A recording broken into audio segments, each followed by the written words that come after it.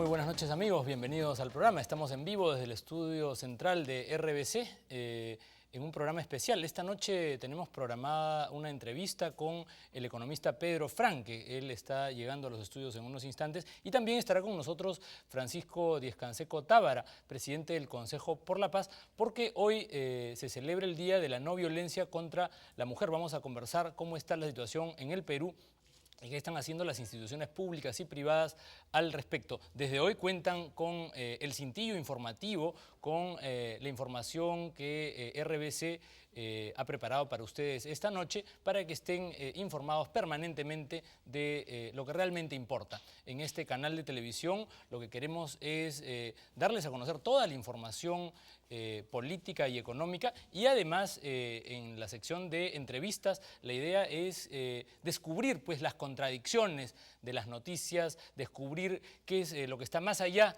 de los titulares. Esta noche vamos a conversar mucho de economía, mucho del tema político y nuestros invitados nos ilustrarán pues con sus puntos de vista. Aquí todas las opiniones son escuchadas y bienvenidas. Soy Luis Alfonso Morey y esto es Boca a Boca. Bienvenidos.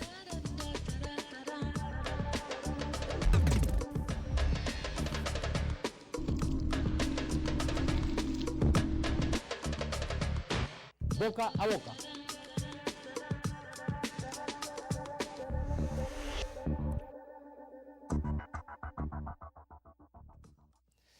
Bien, antes de dar inicio a la entrevista con nuestro primer invitado, con Francisco Diez-Canseco, algunos comentarios de las informaciones del día.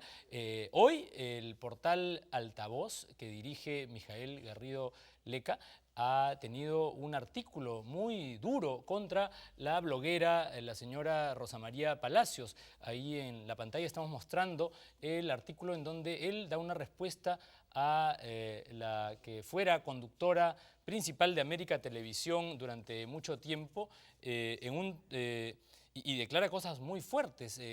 Lo que ocurre es que la señora Palacios publicó en su Twitter una información que ha molestado mucho a los directivos del programa, a los directivos del diario virtual Altavoz. Y es que ella ha dicho que la información que ha remecido al partido aprista, y es esta del plan de gobierno que tiene un 30% al parecer de plagio, es una información que habría salido de adentro del partido y que habría sido facilitada a el señor Garrido, a Mijael Garrido Leca. Él le ha respondido y voy a simplemente leer algo de lo que él le ha señalado. Él le ha dicho a la señora Palacios que él no acepta pues una insinuación de esa naturaleza, que esa insinuación, esa inferencia es cabrona y tiene varias implicancias. Dice además que la señora Palacios se presenta como una autoridad moral del periodismo,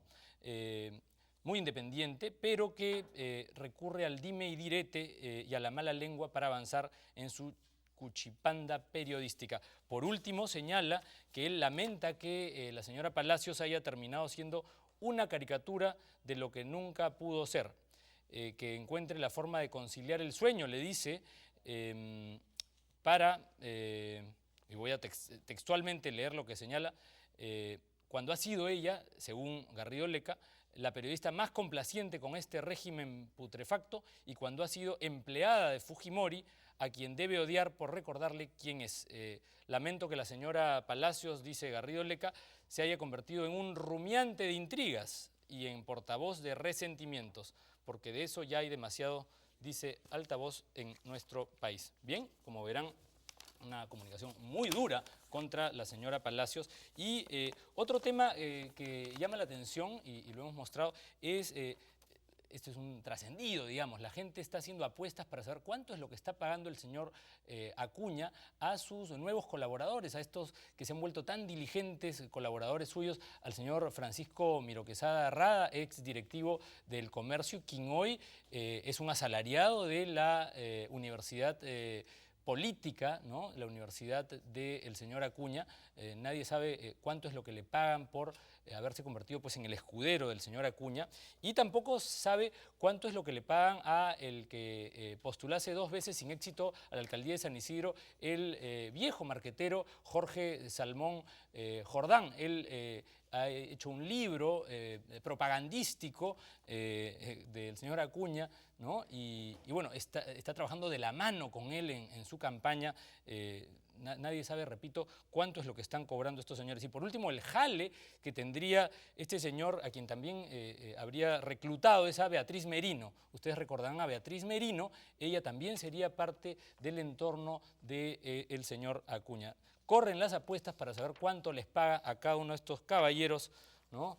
El señor Acuña. Y otro tema que recuerdo ayer, mostramos un video del reto que le hemos hecho al señor Batters de Radio Capital. El señor Batters invitó al señor Ricardo Belmont, el fundador de este canal, a que vaya a RPP y a Capital, y hasta el día de hoy no cumple. Aquí reiteramos a Philip Batters que cumpla pues con su palabra, y al señor Manuel Delgado que pues informe, ¿no?, de manera plural y objetiva sobre lo que ocurre en el terreno político. Por último, las declaraciones de Lourdes Flores y las de Raúl Castro han sido declaraciones muy fuertes. El Partido Popular Cristiano se han dicho de todo. Raúl Castro le ha contestado a Lourdes Flores cuando ella dijo que ningún sinvergüenza va a manchar al PPC. Él le ha devuelto, ¿no?, un mensaje que dice que en el nuevo PPC ya no se trata pues de un partido pituquito, ¿no? Él dice en sus declaraciones que aquí no hay hijitos de nadie, menos ni limeñitos que no respetan a las provincias. Se ha armado la bronca pues en el Partido Popular Cristiano. Lamentamos pues el tono de estas declaraciones, que lo que hacen pues es afectar y degradar aún más el nivel de nuestra política. Bien, esos han sido pues los temas que hoy han movido, ¿no?, y que han estado en todos los corrillos de todas las redacciones. Bien, nosotros vamos a hablar de temas serios, de temas importantes. Ya está en nuestros estudios Francisco Díez Canseco Tábara. Él es presidente del Consejo por la Paz. Hoy en el Perú se celebra el Día de la No Violencia contra la Mujer, y el Consejo por la Paz es una institución que ha trabajado y trabaja mucho en estos temas. Gracias, Pancho, por estar aquí. Gracias por la invitación, Luis Alfonso. Cuéntanos qué es lo que está ocurriendo en nuestro país en torno a este tema de la violencia contra la mujer. Hay data que da cuenta de un alto porcentaje de feminicidios y en fin, que las cosas parecen no han mejorado mucho. ¿Cuál es la información que tú manejas? Yo creo que estas cosas, bueno, las estadísticas son claras. Han habido 42.000 mujeres que han denunciado maltratos, y seguramente muchas más que no los han denunciado. 74 damas asesinadas y 161 intentos. ¿Cuál es el origen de esto? ¿Es algo súbito que acaba de aparecer, o hemos estado incubando esta violencia durante muchos años, que luego se ha vuelto explícita, clara, y que va avanzando en el tejido de una sociedad que sin duda está en crisis? El Perú atraviesa por una profunda crisis de valores. Eso está bien claro. Yo lo he percibido muy de cerca, por ejemplo, a través de las jornadas por la paz que hemos realizado, o que ha realizado nuestra institución en diversos colegios de zonas populares, colegios que están muy poblados, en donde participaron los alumnos, los padres de familia y los profesores, y pudimos constatar en primer lugar que hay una enorme y silenciosa mayoría del Perú que está viendo cómo sacar adelante a un país hundido en esta profunda crisis de valores, pero que quiere y está reaccionando. Y por otro lado, que no encuentra el camino. En ese contexto, número uno, ¿se ha eliminado el machismo en el Perú? Probablemente las primeras machistas son las mujeres, en la medida en que no lo recusan. Como por lo menos de la boca para afuera lo recusan todos los hombres. Nadie dice, oye, yo soy machista. Algunos sí, la mayor parte no. Pero, ¿por qué son machistas las mujeres? Porque ellas son las primeras que deberían denunciar, protestar y hacerlo en todas las circunstancias en que se generen este tipo de maltratos. Pero se van cayendo. Pero no ¿Te hay acuerdas un tema... el otro día una chica en Piura, me parece, que le agarró a patadas a un sujeto en la vía pública? Esto salió en un video, y al día siguiente estaba diciendo que no le habían hecho nada, rescatando la figura de esta pseudo pareja que la había maltratado. Ahora, pero no es un tema también de impunidad, es decir, o de miedo que tienen las mujeres sobre todo de denunciar estos hechos porque probablemente no encuentran una fórmula institucional que las proteja. No sé qué piensas tú, o sea, van a Totalmente una de acuerdo comisaría contigo. y resulta pues que... Claro, la protección de la Defensoría de la Mujer, etcétera, es absolutamente relativa, pero detrás de esto viene esa carga psicológica de años de acatamiento de este tipo de situaciones. En algunos casos también yo he podido ver y escuchar una dependencia de carácter no solamente psicológica, sino económica. No se atreven a reaccionar porque dependen económicamente de la pareja, del marido, el conviviente, lo que fuere, y se quedan en la calle. Entonces, aquí no hay una protección real de la mujer. Eso es la verdad. Este es un país, infortunadamente, plagado de muchas leyes que no se cumplen. Tenemos las leyes más maravillosas. Pero La es un tema de Constitución- leyes, Pancho, o es un No, tema el digamos, de cultura también y de es el tema de sometimiento a la que mujer. sobran leyes y falta la aplicación de las leyes. Eso, como tú bien lo señalas, es un tema de falta de cultura cívica, no solamente por parte de las mujeres, sino por parte de los hombres. Es un tema finalmente de educación, de formación, porque estas cosas se van incubando en el hogar, se van desarrollando en la escuela y se van precipitando en la calle y en el curso de la vida, ¿no es cierto? Entonces, hay pues, como diría mi hijo, hermanos, muchísimo que hacer, pero comenzar por la educación, luego por crear instrumentos estatales que realmente permitan la acción frente a este tipo de cosas, Ahora, por romper la barrera del temor y del silencio que tienen muchas mujeres. Ahora, dicen que el problema social se debe, entre otras cosas, a que los jóvenes, digamos, así como antes se promocionaba mucho el deporte, ¿no? Había clases de educación física, en fin, había una política pública para que la gente estuviese, pues, entretenida y ocupando su tiempo en cosas, ¿no? que agregan valor. Es un poco que se ha perdido. ¿Tú compartes ese punto de vista?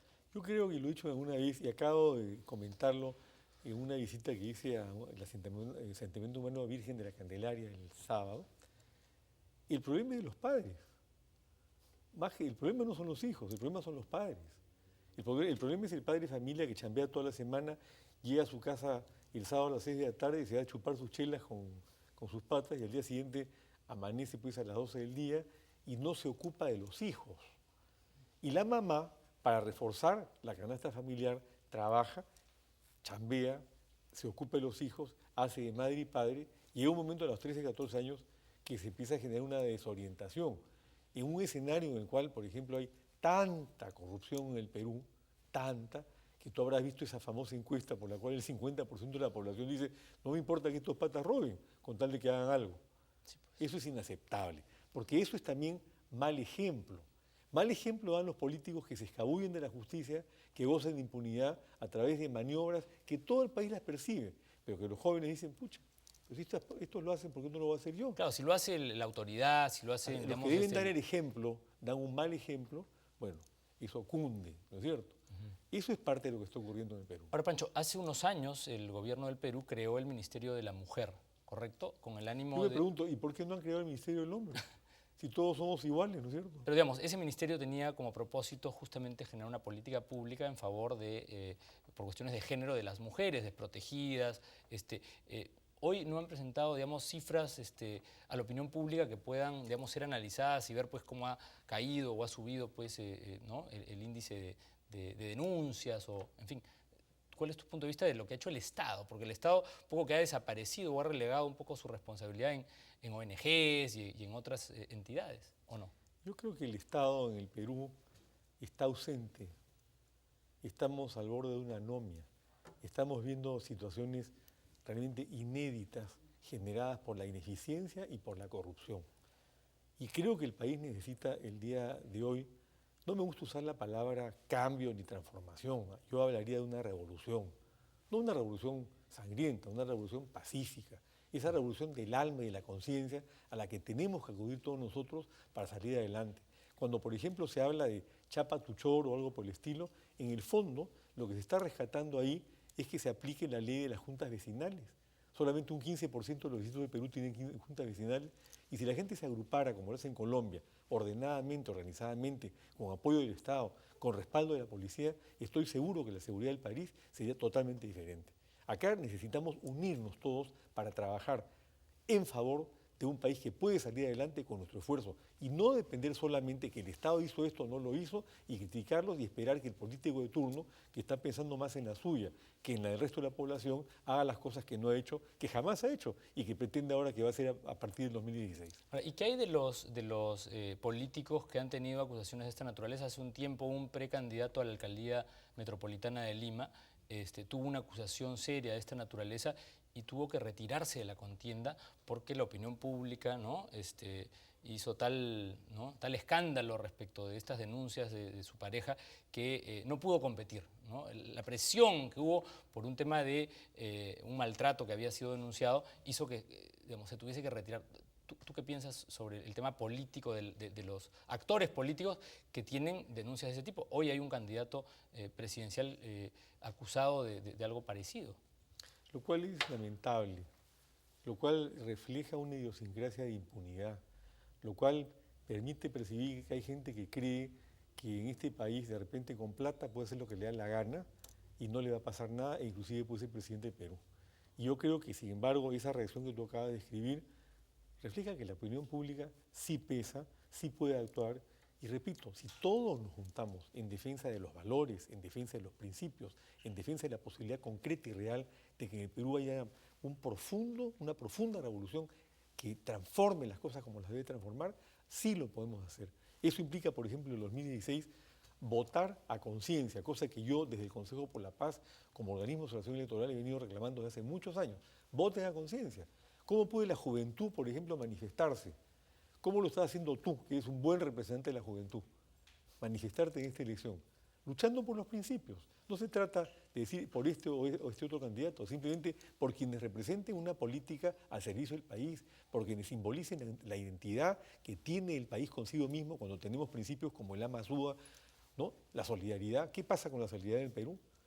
Yo acabo de estar hace unos días ayudando a una señora en Puente Piedra, y bueno, le dimos la ayuda y después me senté con ella.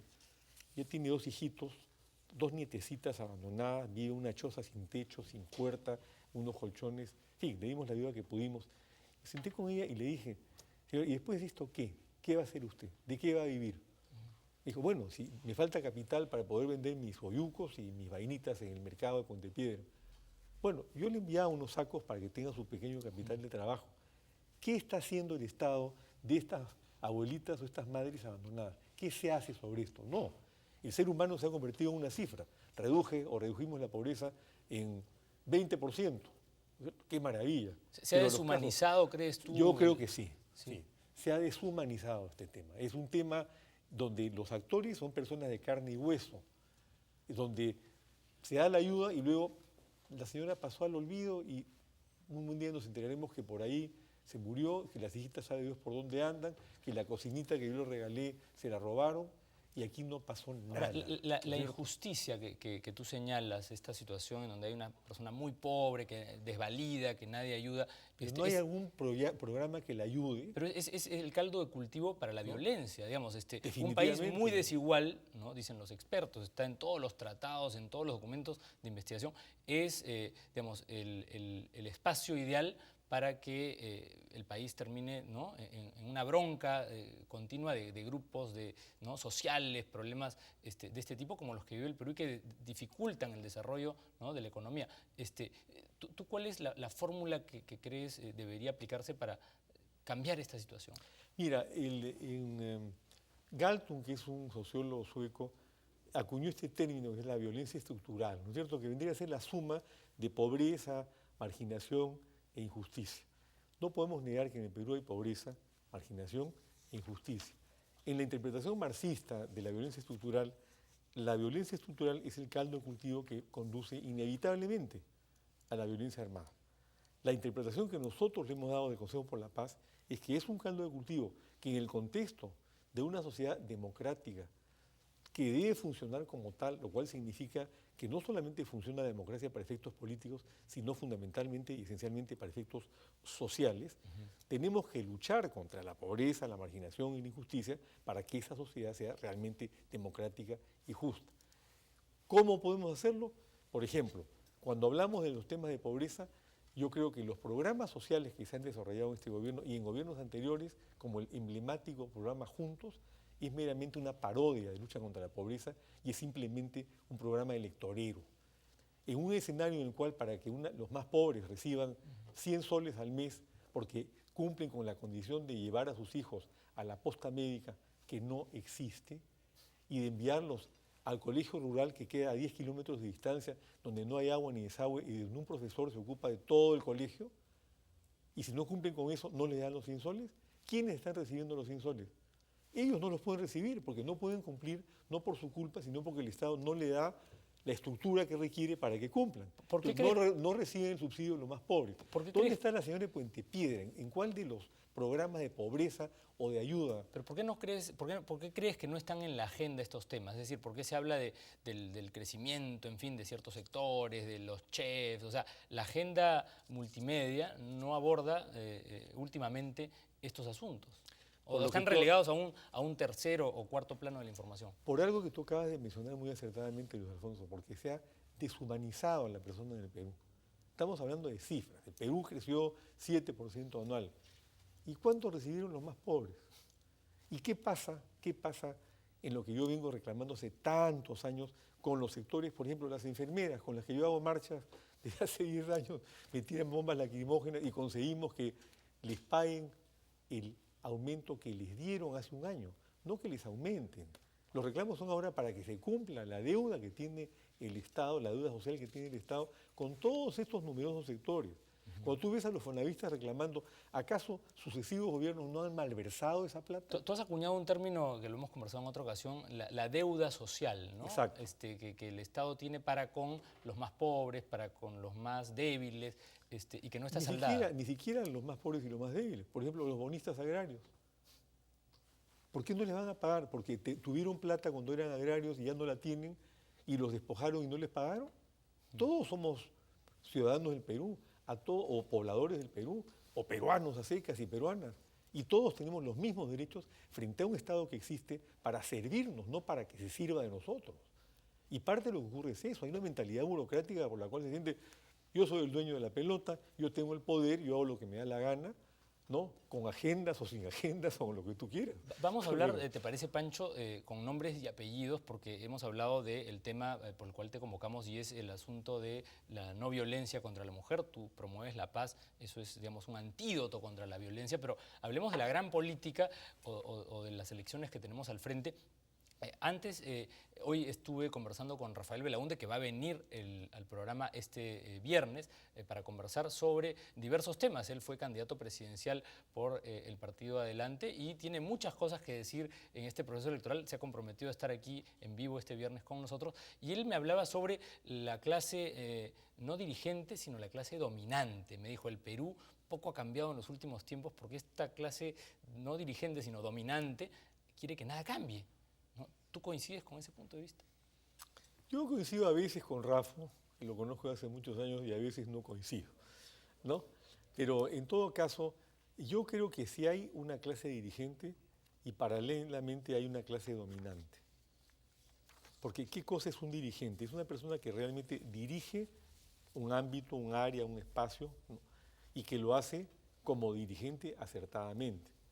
¿Qué es una clase dominante? Son aquellos que porque tienen el poder o porque tienen dinero o porque tienen influencia o porque se mueven en los medios, ejercen un poder que no deberían ejercer en beneficio propio y no en beneficio de todo el país. ¿Y qué hay, Pancho, el poder fáctico, de los poderes fácticos, que son estos que, independientemente de quién sea presidente, son los que en el fondo mandan, los que ponen la agenda, lo que dicen, esta ley pasa, esta ley no pasa, esto es muy sensible, esto afecta a la industria? ¿Tú también coincides con los que sostienen que hay poderes fácticos que no se ven, pero que tienen injerencia en la vida nacional? Sí, definitivamente. Ahora, estos poderes fácticos también hay que reconocerlo, existen en todo el mundo, no son solamente privilegio del Perú, ¿no? En todas partes se cuecen habas. Lo que pasa es que aquí... Dicen que aquí solo se cuecen habas. Que en todas partes... Podemos llegar a eso. Podemos llegar a eso, a que solamente se cuezan habas si las cosas siguen desarrollándose e involucionándose, retrocediendo, como está ocurriendo en la actualidad en el Perú. Acá no ha habido un avance hacia una democracia en la cual realmente los actores puedan participar sin clases dominantes, recordando la frase de Rafa Belaunde, en la cual tengamos un porvenir abierto para todos, que sea un Perú para todos, que haya justicia para todos, que haya posibilidades para todos, que se pise la tierra del Perú en forma igual para todos, que todos tengamos las mismas oportunidades. Eso no ocurre hoy en el Perú, pero se puede hacer. Este es un país maravilloso, con una riqueza natural extraordinaria y con una capacidad de absorción de golpe por parte de los peruanos increíble y también con una tremenda capacidad de trabajo. Por supuesto tienes a los choros, tienes a los delincuentes y tienes pues la impunidad política, que es una cosa que yo creo que le hace un tremendo daño al país. Pancho, vamos a seguir conversando, vamos a hacer una pausa porque vamos a ir con las noticias, pero vamos a conversar luego sobre tu opinión acerca de los actores actuales y si finalmente te animas a participar más activamente en la vida política nacional. Vamos a hacer una pausa, vamos con las noticias con Yanina y volvemos. No se vayan.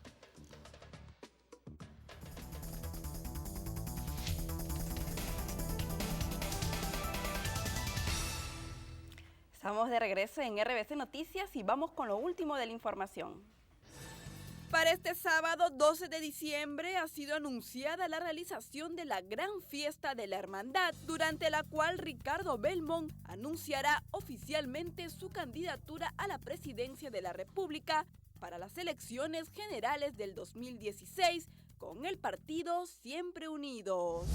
La procuradora adjunta especializada en delitos de lavado de activos, Janet Briones, solicitó la acumulación de procesos que llevan 2 fiscalías que investigan a la primera dama Nadine Heredia, al considerar que se trata de etapas de un mismo proceso. Luego que Lourdes Flores señalara que ningún sinvergüenza va a manchar al PPC, el presidente del partido, Raúl Castro, le respondió asegurando que el PPC ya no es el partido pituquito. Además, negó que su gestión haya cometido irregularidades en las elecciones internas. Finalmente advirtió que ya no hay hijitos de nadie, y menos limeñitos que no respetan a las provincias. Los gobiernos de Ecuador e Italia suscribieron en Quito 3 acuerdos sobre cooperación judicial, asuntos de extradición y servicios aéreos entre los dos países. El canciller de Ecuador, Ricardo Patiño, afirmó que con estos instrumentos se beneficiarán ambos países. Hasta aquí las noticias, muy buenas noches.